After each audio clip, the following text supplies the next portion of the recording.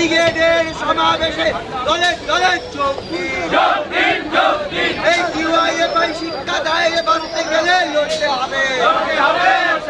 এই ডিওয়াইএফআই শিক্ষা দায়ে বাঁচতে গেলে লড়তে হবে। তাই তো বলি লড়াই লোকাল 3 নম্বর প্ল্যাটফর্মে আসছে 3 নম্বরের গাড়ি শিয়ালদহ যাবে, এটা 12 গোছ। দারুণ কৃষ্ণনগর শান্তিপুর লোকাল 3 নম্বর প্ল্যাটফর্মে আসছে 3 নম্বরের গাড়ি শিয়ালদহ যাবে, এটা 12 গোছ।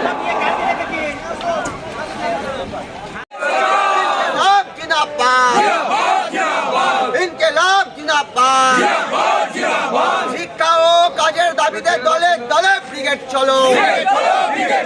শিক্ষা ও কাজের দাবিতে দলে দলে ব্রিগেড চলো।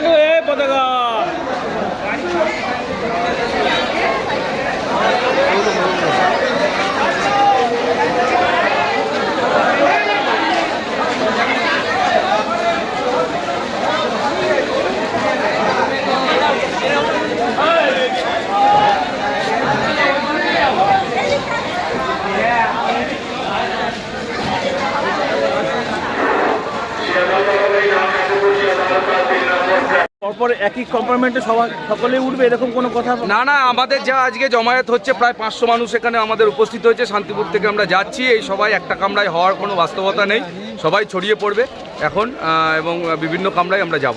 অন্যান্য এলাকার মানে পরপর স্টেশনগুলোকে বলা আছে যে এই ট্রেনেই উঠবে তারা নাকি অন্যান্য ট্রেনে? পরপর স্টেশন বলতে আমাদের শান্তিপুর এরিয়া, আমরা এখানে শান্তিপুর থেকে উঠছি, বাতনা কৃত্তিবাস বাতনা স্টেশন থেকে উঠবে, বাতনা থেকে কমরেডরা উঠবেন আর আমরা এইভাবেই যাব। আর শিয়ালদা নেমে এক জায়গায় জড়ো হয়ে তারপরে কি যাওয়া? শিয়ালদা নেমে আমরা একসঙ্গেই মিছিল করে যাব, নদিয়া জেলার মিছিলে আমরা অংশগ্রহণ করব। শিয়ালদা থেকে আমরা 12টা 15-20 আমরা শিয়ালদায় পৌঁছে যাব, সেখান থেকে মিছিলে অংশগ্রহণ করব। আপনার নাম পরিচয়? আমি সঞ্জিত ঘোষ, সম্পাদক সিপিআইএম শান্তিপুর এরিয়া কমিটি। আমরা শান্তিপুর থেকে 10টা 5-এর ট্রেনে সকালে মিলে ব্রিগেডের উদ্দেশ্যে রওনা দিচ্ছি। এর আগের ট্রেনেও কি গিয়েছে? এর আগের ট্রেনেও কিছু কিছু মানুষ গিয়েছে, আর এই ট্রেনে বেশিরভাগ মানুষ এই ট্রেনেই যাবে। এই যে ইনসাফ যাত্রা কতদিনের হয়েছিল এবং সেটা শেষে কি ব্রিগেড? ইনসাফ যাত্রা আমাদের 50 দিন ধরে হয়েছে, 22শে ডিসেম্বর শেষ হয়েছে। তারপরে ছোট ছোট পথসভা, ছোট ছোট সভা করেছি আমরা, আর সব শেষে আজকে ব্রিগেডের সমাবেশ। আপনার নাম পরিচয়? বাপ্পা ভট্টাচার্য, শান্তিপুর ডিওয়াইএফআই লোকাল কমিটির সভাপতি।